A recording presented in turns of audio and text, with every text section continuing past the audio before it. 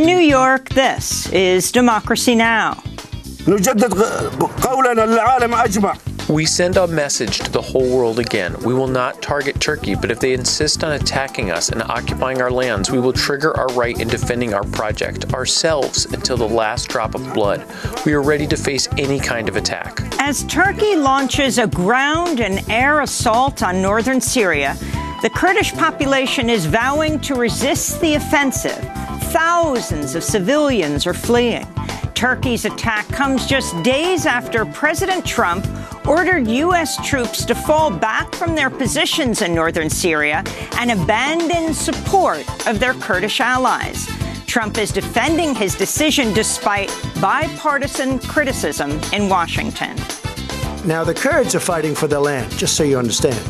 They're fighting for their land. And as somebody wrote in a very, very powerful article today, they didn't help us in the Second World War. They didn't help us with Normandy, as an example. They mentioned names of different battles.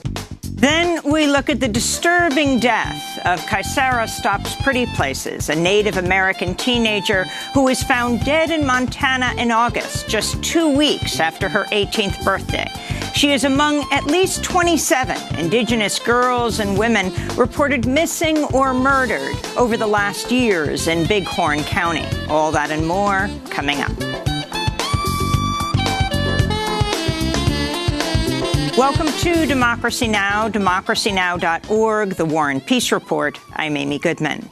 Turkey launched an aerial and ground assault Wednesday in northern Syria, targeting Kurdish-controlled areas, just days after President Trump ordered U.S. troops to fall back from their positions on the Turkish-Syrian border. The Syrian Observatory for Human Rights reports at least 16 Kurds have been killed so far. Turkey claims the death toll is over 100. Fear is also growing. The Turkish assault could lead to the escape of ISIS fighters imprisoned in northern Syria.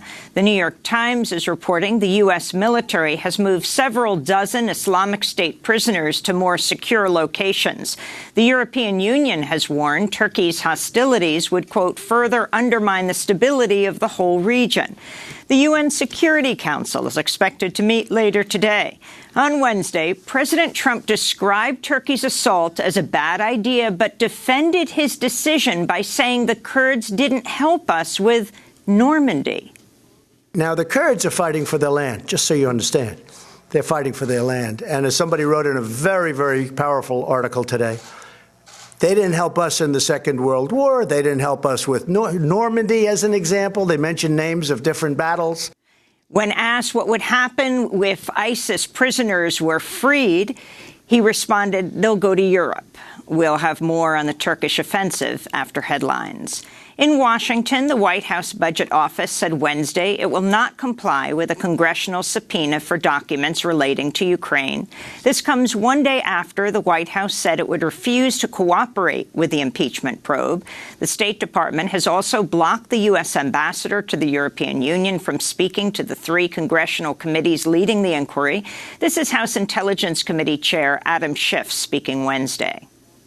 The failure to produce this witness, the failure to produce these documents, we consider yet additional strong evidence of obstruction of the constitutional functions of Congress, a co-equal branch of government. Meanwhile, presidential hopeful Joe Biden called for President Trump's impeachment for the first time Wednesday. Donald Trump has violated his oath of office, betrayed this nation, and committed impeachable acts. To preserve our Constitution, our democracy, our basic integrity, he should be impeached. Former Vice President Joe Biden is among the last of the major 2020 Democratic presidential contenders to call for Trump's impeachment. President Trump is facing dozens of new allegations of sexual assault and other inappropriate sexual behavior. That's according to a new book called All the President's Women, Donald Trump and the Making of a Predator. The book includes 43 new allegations. That's on top of the already 24 accusations of attempted rape, sexual assault, rape, and forced groping that President Trump is already facing. In a newly released excerpt of the book, a woman named Karen Johnson says Trump hid behind a tapestry at Mar-a-Lago, then grabbed her and forcibly kissed her without her consent at a New Year's Eve party in the early 2000s. She said, quote, "I was so scared because of who he was. I don't even know where it came from. I didn't have a say in the matter," unquote.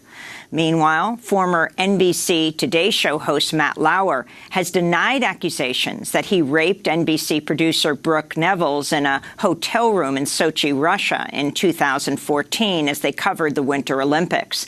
The accusations are detailed in Ronan Farrow's new book, Catch and Kill. Neville's called Lauer's denial a case study in victim blaming.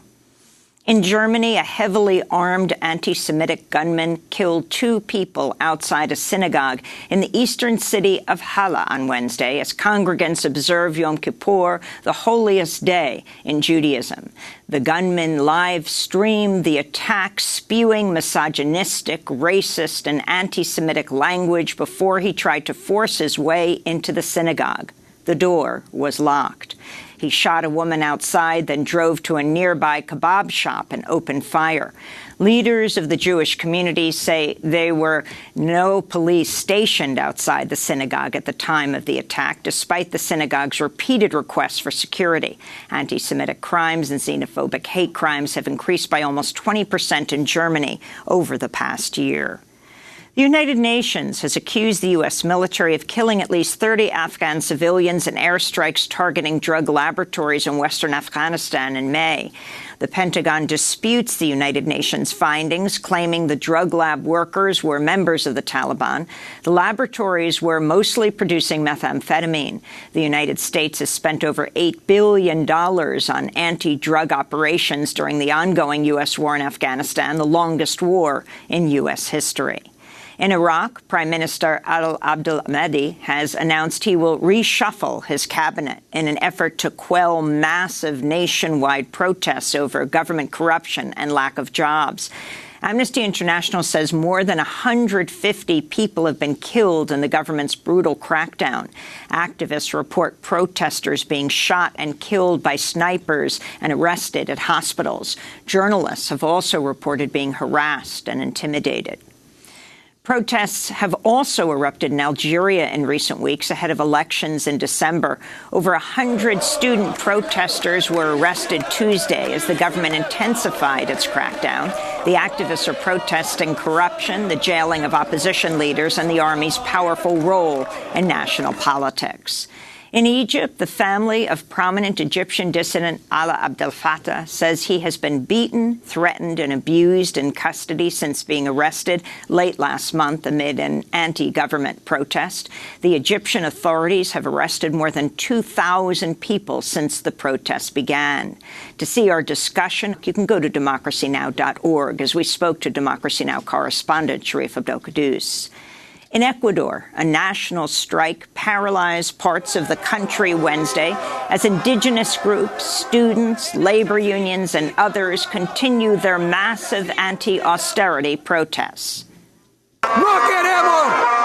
We do not want President Moreno's economic measures. We do not want him as president. And all of those who are in favor of those measures are against the people. The protests began after Ecuadorian President Lenín Moreno ended a decades-old fuel subsidy program last week as part of a so-called reform plan imposed by the International Monetary Fund after Ecuador took a $4.2 billion loan from the IMF earlier this year. To see our coverage of Ecuador, go to DemocracyNow.org. In Argentina, dozens of indigenous women locked themselves inside the Ministry of the Interior in Buenos Aires Wednesday night, demanding the Argentine government respect the rights and autonomy of indigenous communities. The activists also denounced what they referred to as the ecocide of their land at the hands of capitalism, racism, and patriarchy. In Honduras, hundreds of people protested Wednesday against President Juan Orlando Hernandez and accused him of having ties to drug traffickers. The Honduran president's brother, Tony Hernandez, is on trial in New York City on accusations of trafficking tons of cocaine through Honduras, bound for the United States. He's also accused of having personally accepted $1 million bribe meant for President Hernandez from the notorious Mexican drug lord known as El Chapo. Back in the United States, the FBI has carried out thousands of unconstitutional warrantless searches of the National Security Agency's vast computer archives, including the protected personal data of U.S. citizens and residents. That's according to a ruling last October by the Secretive Foreign Intelligence Surveillance Act court that was declassified this week. In the partially redacted ruling, Judge James Boasberg determined the FBI failed to meet minimum legal standards to protect people's Fourth Amendment rights to privacy. On one day alone in December 2017, the FBI illegally queried the NSA's database nearly 7,000 times using people's Social Security numbers. The United States has blacklisted 28 Chinese companies, government offices, and security bureaus over their alleged role in China's mass imprisonment of Muslim Uyghurs and other minority groups in the far western region of Xinjiang. The U.S. Commerce Department said, quote, "These entities have been implicated in human rights violations and abuses in the implementation of China's campaign of repression, mass arbitrary detention, and high-technology surveillance," unquote. The move comes days before trade talks between the U.S. and China. And Extinction Rebellion protests are continuing around the globe, with nonviolent actions demanding urgent action on the climate crisis. This morning, protesters blocked roads leading to London City Airport and held a sit-in protest inside a terminal, disrupting flights. In central London, hundreds of mothers with babies blocked traffic and held a nurse-in on Wednesday. This is protester Sally Davies. What kind of planet are they going to inhabit? What sort of opportunities are they going to have? So I couldn't forgive myself. I won't be able to look her in the eye when she's older if I didn't come out and do something. To see all our coverage of Extinction Rebellion protests, go to DemocracyNow.org. And those are some of the headlines. This is Democracy Now!, DemocracyNow.org, The War and Peace Report. I'm Amy Goodman. And I'm Nermeen Sheikh. Welcome to our listeners and viewers around the country and around the world. Turkey has launched an aerial and ground assault on northern Syria, targeting Kurdish-controlled areas. The offensive began Wednesday, just days after President Trump ordered U.S. troops to fall back from their positions on the Turkish-Syrian border. The Syrian Observatory for Human Rights reports at least 16 Kurds have been killed so far. Turkey is claiming the death toll is far higher. Some of the heaviest fighting has been in the Syrian town of Tel Abyad. Turkish jets and artillery have reportedly hit at least 81 targets east of the Euphrates River. The Trump administration has faced widespread criticism from both Republican and Democratic lawmakers for abandoning the stateless Kurds who'd helped the U.S. fight ISIS. Turkey is claiming the assault is needed to establish a, quote, safe zone in northern Syria, where Turkey could relocate Syrian refugees who fled over the past 8 years of fighting. But the Kurds see the offensive as part of a decades-long attack by Turkey to crush their attempts at greater autonomy. Fear is also growing that the Turkish assault could lead to the mass release of ISIS fighters. Up until now, the Kurds have been responsible for holding over 10,000 ISIS fighters and their families in detention. While President Trump has claimed Turkey will take control of the makeshift jails, there's growing concern many former ISIS fighters will be able to escape during the Turkish assault. At least one Kurdish prison has already been shelled. The New York Times is reporting the U.S. military has moved as many as several dozen Islamic State prisoners to more secure locations. This includes 2 British members of ISIS who are accused of beheading Western hostages, including the journalists James Foley and Stephen Sotloff. The Turkey assault is facing international condemnation. The UN Security Council is expected to meet later today. The European Union has warned Turkey's hostilities would, quote, further undermine the stability of the whole region. Earlier today, Turkish President Recep Tayyip Erdogan has threatened to send millions of Syrian refugees to Europe if Turkey's assault is criticized. Hey Avrupa Birliği. Hey European Union, pull yourself together. I say it again. If you try to label this operation as an invasion, it's very simple. We will open the gates and send 3.6 million refugees your way. On Wednesday, President Trump described Turkey's assault as a bad idea, but defended his decision to shift U.S. troops away from the Syrian-Turkish border. Here in New York, protesters demonstrated on Wednesday in front of the offices of Democratic Senators Chuck Schumer and Kirsten Gillibrand in New York City, demanding the U.S. defend the Kurdish autonomous region known as Rojava. This is Özlem Göner, an assistant professor of sociology and anthropology at CUNY, the City University of New York. Kurds have lost thousands, tens of thousands of lives, their homes, their lands, their agricultural production, so all their livelihood in order to defeat ISIS so that European and US citizens are comfortable in their homes. And now they're once again paying with their lives for having protected our lives. We're starting right now with two guests. In London, we're joined by Elif Sarakan, a Kurdish women's movement activist. She's an anthropologist at the London School of Economics. In Brussels, Belgium, we're joined by Ertuğrul Kürkçü, the honorary chair of the pro-Kurdish People's Democratic Party, known as the HDP. He's a former member of parliament in Turkey. We welcome you both to Democracy Now! Elif Sarakan, let's begin with you. Let's start at the beginning, what we understand and what you understand is happening on the ground now. You have this conversation last Sunday between President Trump and the Turkish president, Erdogan. And apparently Trump tells him the U.S. will pull troops back in northern Syria.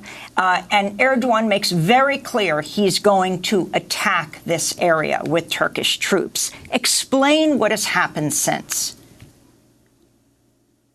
I mean, just to give it some context, you know, this is not a new development. Erdogan has been trying to push for this for many months, if not years, and finally, somehow through quite a mysterious and unclear phone conversation, Trump agreed to withdraw the few U.S. soldiers that were positioned there.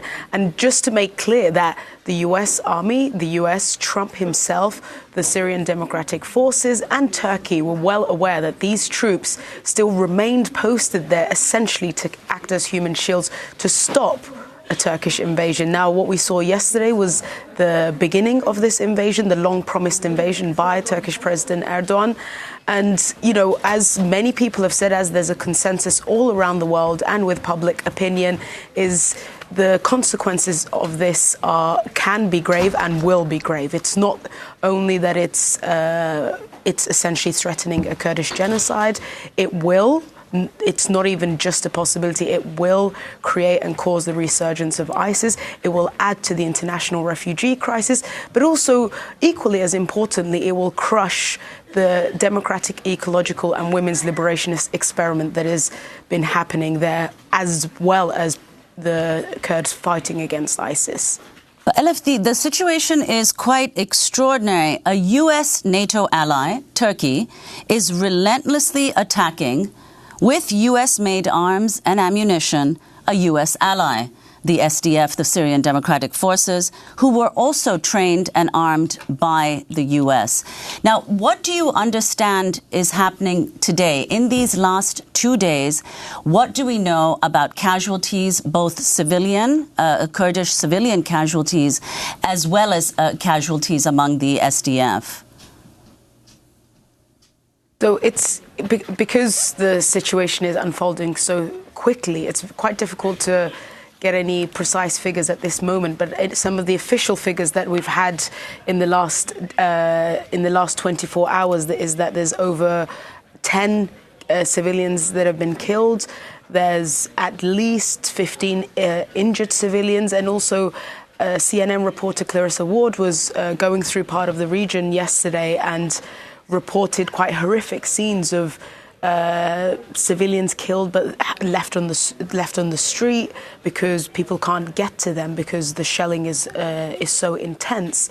And in terms of the SDF, again, we don't know the exact figures. We know there's clashes. There's 6 coordinated attacks in 6 border areas of northern Syria, and the Turkish army with its allied jihadi forces don't seem to want to stop by any means.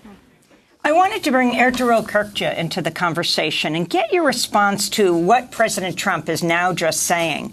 Kurdish forces have fought alongside the U.S. against ISIS for nearly half a decade, nearly 11,000 fighters dead. On Wednesday, Trump criticized the Kurds, saying they didn't help the United States during the Battle of Normandy in World War II. This is Trump speaking to reporters at the White House during an event in the Roosevelt Room. Now, the Kurds are fighting for their land, just so you understand. They're fighting for their land. And as somebody wrote in a very, very powerful article today, they didn't help us in the Second World War. They didn't help us with Normandy, as an example. They mentioned names of different battles. And he also said, the Washington Post is reporting the U.S. military has no plans to intervene if Syrian Kurdish forces leave their posts guarding ISIS prisons, raising the question of what will happen to the 11,000 ISIS militants and their families currently detained in some 20 prisons and camps under Kurdish control. So the President Trump was asked about this Wednesday. ISIS fighters escape and pose a threat elsewhere. Well, they're going to be escaping to Europe. That's where they want to go. They want to go back to their homes, but Europe didn't want them from us. Ertuğrul Kürkçü, you're honorary chair of the pro-Kurdish People's Democratic Party. If you could respond to both of these points, that the Kurds didn't help the U.S. at Normandy in World War II, and if the ISIS prisoners get freed, they will go to Europe. Yeah, this is horrific, not only for the Kurds, but for all the world and for the Americans themselves, that they are governed by the most ignorant person in the world as a statesman.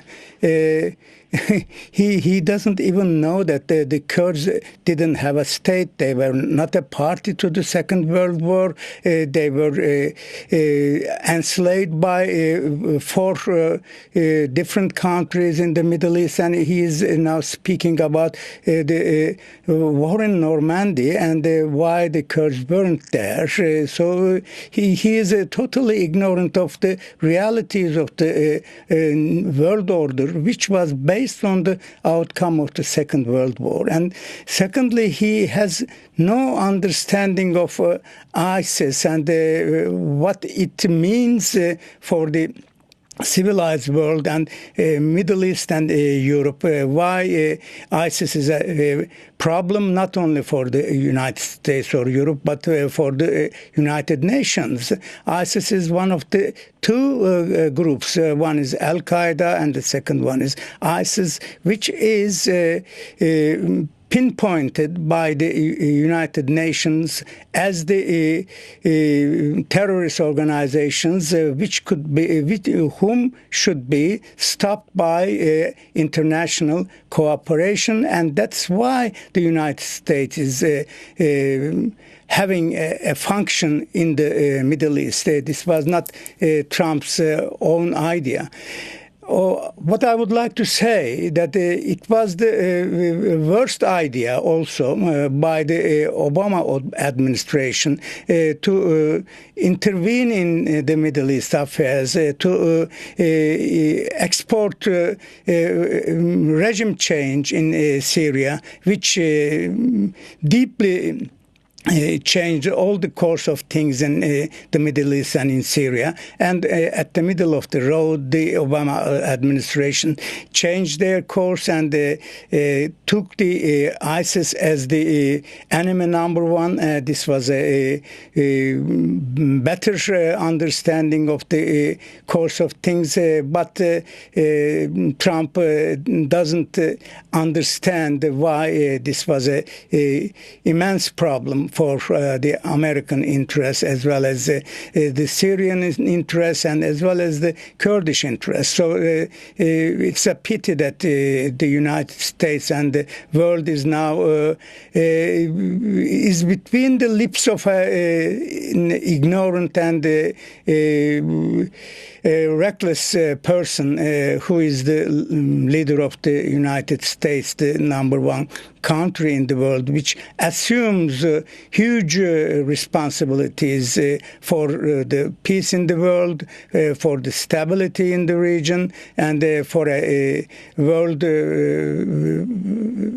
where people will have to live in reconciliation. So now Donald Trump himself may be the biggest problem for the Middle East peace. And his response, what will happen to ISIS prisoners that escape from prisons, that they'll simply go to Europe? Actually, the real situation in the field is even more problematic than Donald Trump believes to be. They are not only going to escape to Europe, they are going to operate in Turkey. And until this day, during ISIS massacres, around 200 Turkish people, 99% of whom are government dissidents, have been killed. And today, in a very interesting statement, the Turkish Minister of Domestic Affairs, or the Interior Minister, in response to a question says ISIS doesn't have any other opportunity than to cooperate with us, because they are at loggerheads with all the world, so they should coalesce with us. Now we have a country led by a government, an interior minister who believes ISIS will be their ally. So we have then two problems. One is the Turkish official approach to ISIS, a kind of an ally against the Kurds, and the second one is Donald Trump, that ISIS is a European problem, so that Europeans should tackle with the problem. It doesn't mean anything for Donald Trump, but he forgets 9/11, I think. They were in the United States and caused the lives of 3,000 Americans. It's a pity that really this guy is leading the United States where into an abyss, I see. We're going to break, then come back to this discussion. Ertuğrul Kürkçü, honorary chair of the pro-Kurdish People's Democratic Party, is speaking to us from Brussels, Belgium. And Elif Sarıkan is a Kurdish women's movement activist speaking to us from London. We will also be joined by Debbie Bookchin, co-founder of the Emergency Committee for Rojava. This is Democracy Now! Back in a minute.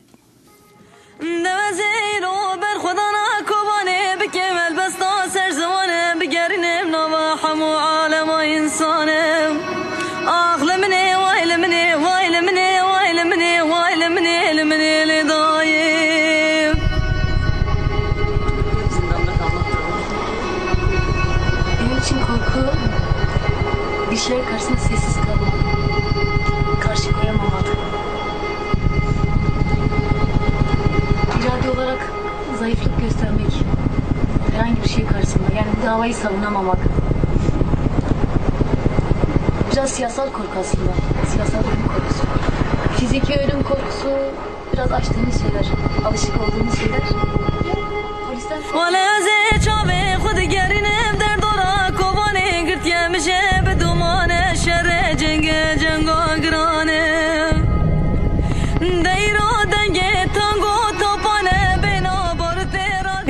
By Miranda de la Frontera. This is Democracy Now! I'm Amy Goodman with Nermeen Sheikh. Our guests are Ertuğrul Kürkçü, the honorary chair of the pro-Kurdish People's Democratic Party, Joining us from Brussels in Belgium, and Elif Sarkcan, a Kurdish women's movement activist. Also, Debbie Bookchin is with us in New York, co-founder of the Emergency Committee for Rojava. I'd like to ask Elif, you said earlier, of course, that there is a real risk of a Kurdish genocide given what's happening.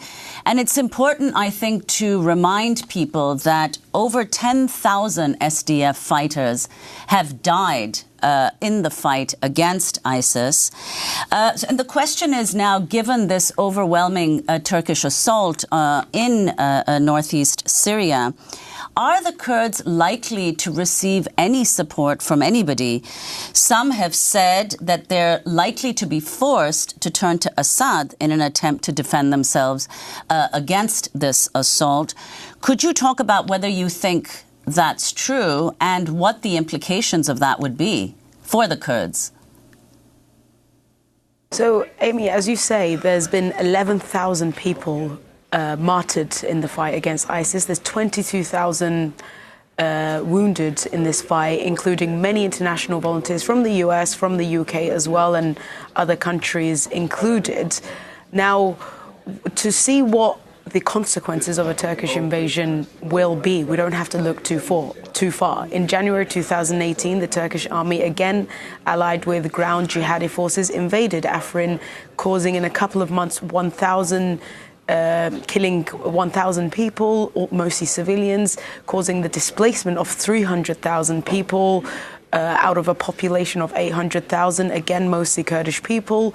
So even at that time, and now it continues, the Syrian Democratic Council, which is the umbrella formation that also includes the Syrian Democratic Forces, have said they will negotiate and they will sit at a table with any actor in the region to bring about a peaceful solution to the conflict and the situation of the region, and and the effects of it on the wider Middle East and also the world. So this does bring the question of the ultimate aim of all of this needs to be, of course, as we said, the US soldiers were acting as human shields essentially, but that was always going to be a solution that expired. So the solution must be that, and the recognition is that this is in some ways less about the US, but more about the Turkish invasion, if that makes sense. So therefore, the solution must be, whether it's including Syria as well, and Russia and the US, and the actors in the region, including Turkey too. Why not? To be able to come to a political, diplomatic and peaceful solution to the future of the people of Syria in general, which means the Syrian Democratic Council being included in the rewriting of the Syrian constitution and being included in political developments of the region as well. And this is one of the reasons why the situation has got to where it has got to today, because there was a tactical alliance between the US and the Syrian Democratic Forces in the fight against ISIS. But strategically, there was never any political alliances. And this is what needs to be developed right now, because the question isn't, I don't think the question should be whether US soldiers should return there or not. Of course, as a short-term solution, that would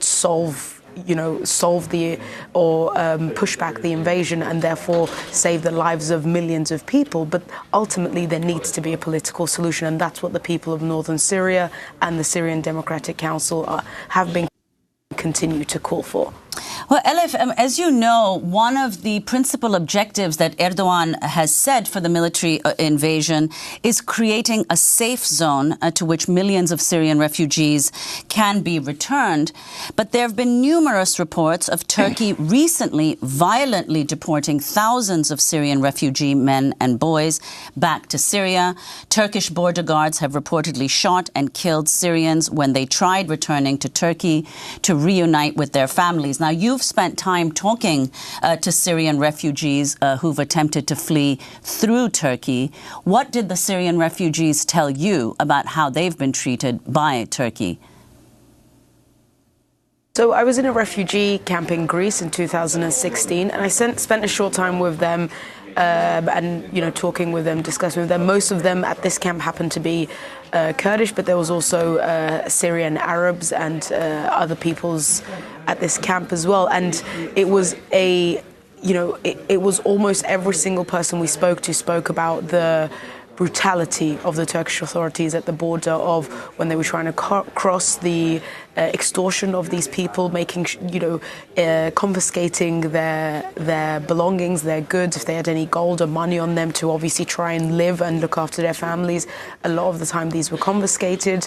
They reported things like working at some of these, trying to work at local places, and because there was no protection, their wages not being paid, and so therefore shooting refugees trying to flee into Turkey in the first place is not a new thing. Now the forcing of Syrian refugees back into Syria, again, almost entirely is not a voluntary move. So Erdogan declaring at the General Assembly of the United Nations on the 24th of September with a map essentially declaring that he was going to alter the demographic of this region and quote unquote settle his Syrian brothers and sisters in this region is absolutely unprecedented, because often world leaders do not declare beforehand that they're about to commit war crimes. Firstly, a unprovoked attack is obviously by definition, by the UN and Nuremberg Principle, a war crime, but also to force the movement of people involuntarily and also to alter the demographic of a region is, again, by definition, ethnic cleansing. And Erdogan declared all of this publicly at the United Nations a few weeks ago. But for some reason, he can do it and get away with it, which to us on the receiving end seems bizarre. But it also seems like he's very, very good, as you've already mentioned today, at blackmailing Europe with the 3.5 million Syrian refugees that he holds in Turkey, unfortunately in very bad conditions. But nonetheless, they're there, and he's somehow preventing them from getting to Europe. I also want to bring... It's also... I wanted to bring into this conversation Debbie Bookchin, co-founder of the Emergency Committee for Rojava. Her father, the late political philosopher Murray Bookchin, helped to inspire the Kurdish movement in Rojava. She just returned from there a few months ago and wrote a piece for the New York Review of Books titled "What the West Owes Its Best Ally Against ISIS." There are many who have not heard of Rojava, Debbie. If you can explain what it is and its significance today and what's happening just this week. That's right. Thank you, Amy. One of the things that we focus on is ISIS, which has obviously been an critically important part of the United States' relationship with the Kurds. But in addition to discussing what the Kurds have been fighting against, it's incredibly and critically important, and especially to the progressive community and the American left, to talk about what they are fighting for. And that is a society that is really unparalleled right now in the 21st century. It is a society that is focused on the ideals of grassroots democracy, feminism, and ecology. And explain exactly where Rojava is. Well, Rojava is along the northern third of Syria. It is now, the Kurds are really helping run a huge landmass, basically a third of Syria, which is another reason why it's absurd that they are not being included as part of the negotiations on the future of Syria. But I think what's pretty critically important, and I am very proud of the fact that a lot of my father's ideas have influenced the Rojavan society. What is critically important is that they are saying that we have to create a society that truly empowers people at the local level. And that means, especially in the Middle East, a feminist society. And I was just there, and I had the opportunity to talk to many people. And if you look at what they are doing there, and if you look at, for example, the social contract, which is their equivalent of our Constitution, it enshrines the rights of women in a way that puts our Constitution to shame, frankly. So really, we're talking about a very progressive society, and I think anybody in the United States, anywhere in the world, who considers themselves a progressive or a feminist should be very strongly behind the Rojava project. So that's one very, very important aspect of it. And I think that the other thing that I just want to emphasize is that, there are not only 10 or 12,000 ISIS prisoners, but there are also 100,000 families that are now being held in camps. And many of these women, there's many children, of course, as well, but many of them, especially the ones who streamed out of Baghuz near the end of the so-called caliphate, the defeat of the caliphate, are very hardcore, serious jihadists. So for Trump to say that this is not going to be a problem for us is an absurd thing to say. And you can imagine that they're jumping for joy right now. But I think it is very important. And I would actually like to say that, I think that it's, in a certain sense, to the enduring shame of the progressive community in American left that there hasn't been more support for Rojava over the years. We haven't heard our Democratic candidates really even talk about Syria. And this is and part of the reason that this can be happening, especially after what we saw in Afrin, where the Kurdish army, and it's really mostly a jihadi militia that the Kurds have employed because, as you know, after the coup attempt, Erdogan got rid of a good chunk of his army. So you have essentially thugs who have come in and taken this once peaceful region of Rojava called Afrin and turned it into basically an extension of a Turkish Islamic state in which they've taken away people's rights, in which they've looted, robbed, kidnapped people. And this is what we can look forward to. This is what's going to happen in the rest of Rojava. And it is truly incumbent on all of us who claim to care for progressive values to stand up, to demand a no-fly zone for Rojava, to go to our representatives and say, you know what, tweeting your crocodile tears is not enough. We have to actually become active, and the progressive left should really play a huge role in this. It is not something that we should cede to the Republicans. I wanted to bring Ertuğrul Kürkçe back into the conversation in Brussels and ask you to respond to what Debbie is saying, but also to talk about the significance of the military that is now invading Syria. We're talking about the second largest army in NATO. Actually, this is the exact example of what an unjust war is. It has no legal basis. It has no legitimate basis for Turkey's security. It has no aim of bringing peace to any part of the world, but it is just designed for Tayyip Erdogan's domestic ambitions of crowning his presidency with a military victory against people which comprises only 1 of the 100 of its Turkey's population, which doesn't have an army as such, but armed citizens. And Turkey is now seeking to suppress their gains from the Syrian administration for self-governance. Their sin is to self-govern themselves, which is a must in any modern society across Europe, in the United States, even in the Middle East. So now Kurds are being punished because they are becoming a bad example for the northern Kurds, that is the Turkish citizens. The outcome of this war, when looking at the balance of the weapons, the armament balance, Kurds may be in a bad position. But when looking at the matter from the legitimacy of the cause, it is obvious that Turkey has lost the war from the start. Not even an international organization, not a serious government across the globe is for Turkey's crackdown on Kurds in Syria. And all the peoples of the world are for the Kurds' right to determine their future.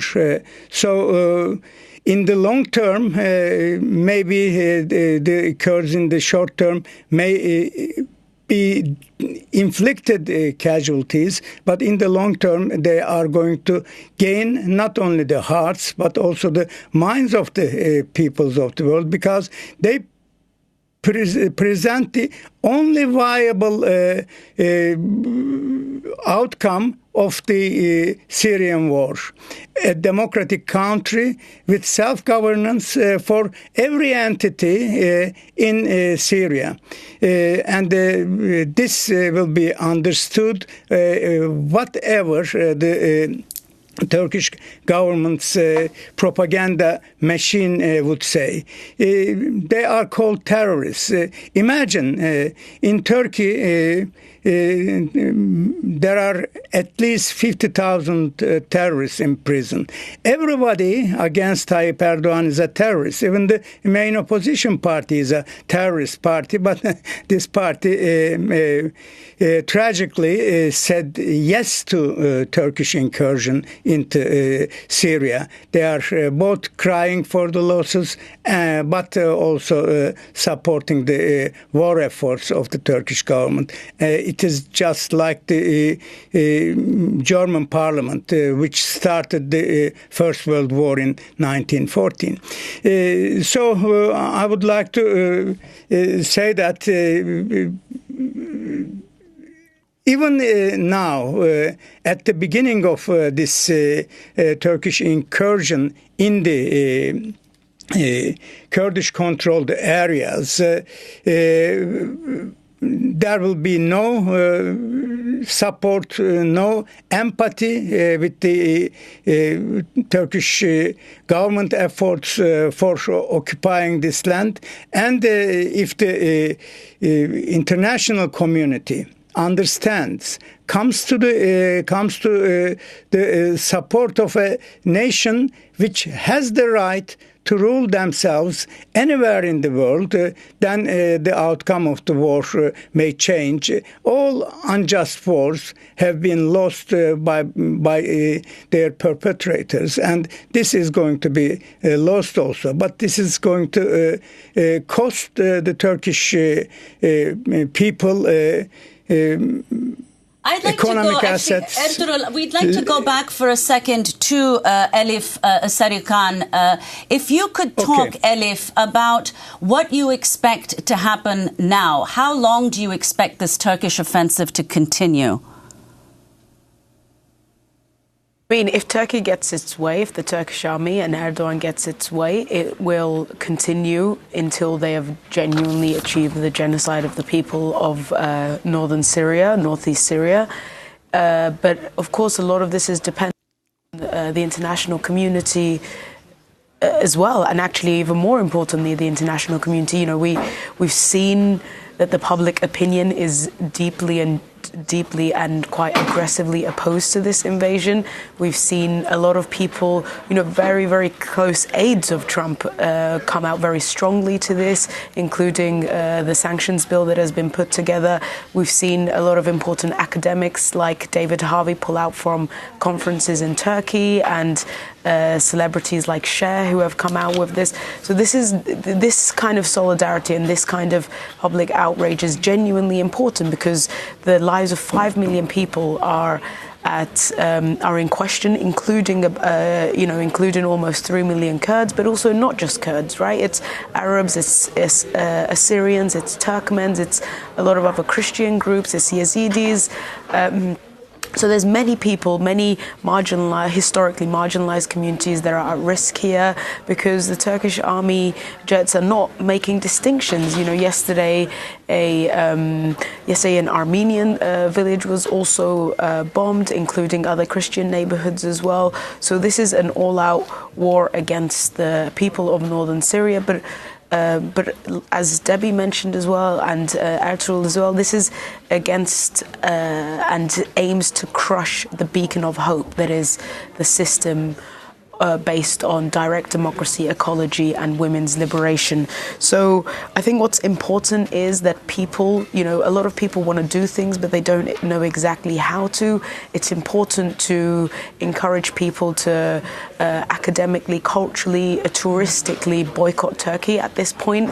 and make sure that if there is an international power or a state that is not willing to stop this Turkish invasion, that the people of the world that will come together and make sure that they definitely pay for it. We want to thank all our guests and also end with the Washington Post report.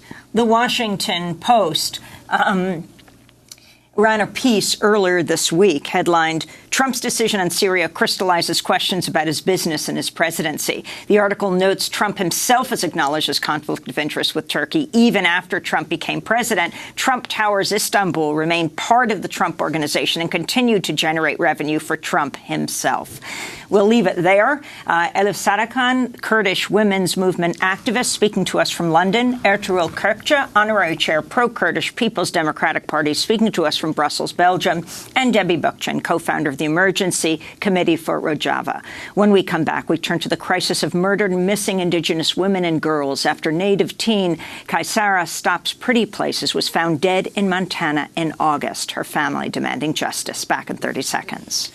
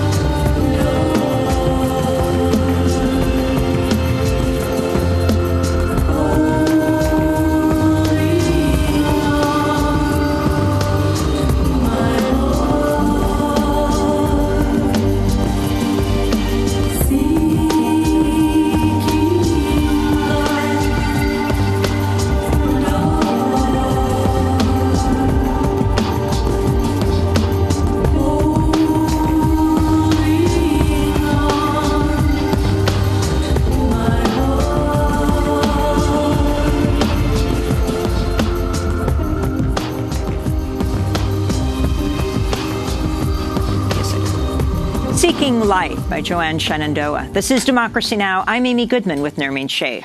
We end today's show with the devastating story of Kaysara Stops Pretty Places, a Native American teenager whose family is demanding justice after she was found dead in Hardin, Montana in late August, just 2 weeks after her 18th birthday. Kaysara was a member of the Crow and Northern Cheyenne tribal communities in Montana. She lived with her grandmother. According to her family, Kaysara never came home on the night of August 24th. She was reported missing 2 days later. On August 29th, the body of a young woman was found in the town of Hardin. It wasn't until 2 weeks later that local law enforcement confirmed it was Kaysara. The circumstances surrounding her death and disappearance remain a mystery. Her family believes she was murdered, but says local law enforcement is not treating her sudden disappearance and death as foul play. Kaysara is among at least 27 Indigenous girls and women reported missing or murdered in Bighorn County in the past decade. Since 2010, there have been also at least 134 cases of missing or murdered Indigenous girls and women in the state of Montana overall. Well, for more, we go to Milwaukee, where we're joined by Grace Boltel, Kaysara's aunt, assistant professor in the Nelson Institute for Environmental Studies at the University of Wisconsin-Madison. And in Phoenix, Arizona, we're joined by Mary Catherine Nagel, citizen of Cherokee Nation, partner at Pipestem Law, a law firm dedicated to the restoration of tribal sovereignty and jurisdiction. She currently represents Kaysara's family. Mary Catherine Nagel, let's start with you. Explain what you understand happened in August. So much for having us on the show this morning, and let me be clear, the family is certainly the expert on the facts surrounding her disappearance and her death and what they know. But speaking as a lawyer and looking at the legal framework, it's very clear that what happened in August was a complete disregard for not only the rights of Kaysara, but the rights of all Native women when local law enforcement failed to investigate her death and to take all steps necessary to look for her before finding her on August 29th. And of course, her family wasn't notified until September. But the first 24, 48 hours that a Native woman goes missing are the most critical in terms of finding her and locating her. And in this instance, I think we have a pretty severe abdication of duties when it comes to local law enforcement and the search for her, or the lack of search that took place. Grace Boltel, first of all, our condolences to your whole family. Can you walk us through what you understand took place in August to Kaysara? Sure. Thank you for covering this story, Amy. Our family understands that Kaysera went missing. My sister reported her missing. She went to Bighorn County officials several times and went in person, and our family has not been told any details. We were finally notified that her body was identified on September 11th, several weeks after she was found. And it's been an ongoing struggle in terms of getting information from anyone in Bighorn County. And Mary, can you talk about how her case fits into the larger pattern of how law enforcement has been responding to murdered and missing Indigenous girls and women? Yes, absolutely. Kaysera, like so many of our Native women, sisters, daughters, and aunties, has been caught in this jurisdictional loophole. In 1978, the United States Supreme Court took away tribal criminal jurisdiction over non-Indians. And as the United States Department of Justice has reported, unfortunately, the majority of violent crimes against our Native women are committed by non-Indians. And so that means that, quite often our tribal governments, their hands are tied because of the legal framework the federal government has put in place. In this instance, because Kaysera's body was found 5 miles off the reservation, where she was found was within state jurisdiction. But as her aunt just mentioned, the local law enforcement, Bighorn County, for a long time, ever since this was first reported to them at the end of August, has failed to just take very basic steps to conduct an investigation looking into the causes surrounding her death. At the same time, the federal government has also failed to step in. The FBI has said they will not get involved because her body was found 5 miles off the border of the reservation, despite the fact that she's an enrolled citizen of a tribal nation, and there's no evidence to indicate that the crime that led to her death did not occur on the reservation. But this is what happens because we have 3 different sovereigns and a very complicated federal legal framework. The state and federal government, which under this federal legal framework usually have jurisdiction, often displace their responsibility and try to push it off onto other sovereigns, whereas our tribal governments, their jurisdiction has been taken away. And what happens at the end of the day is it puts the burden on our families, which is why Kaysera's aunties and her grandmother and her family members are having to come up with lists of witnesses to interview, come up with ideas of evidence to look at. They are spoon-feeding to the Bighorn County Sheriff's Office the things that Sheriff's Office should be looking into, and the Sheriff's Office isn't even responding with confirmation that they will or will not do simple things like look at her social media accounts or what's on her cell phone. And so this is the sort of legal loophole that our Native women and sisters fall into. And can you talk about the legislation that's been introduced at the state and federal level? Everything from Savannah's Act and the Not Invisible Act of 2019, introduced to the House and Senate, Hannah's Act signed into law in Montana. What are these measures? And we only have a minute.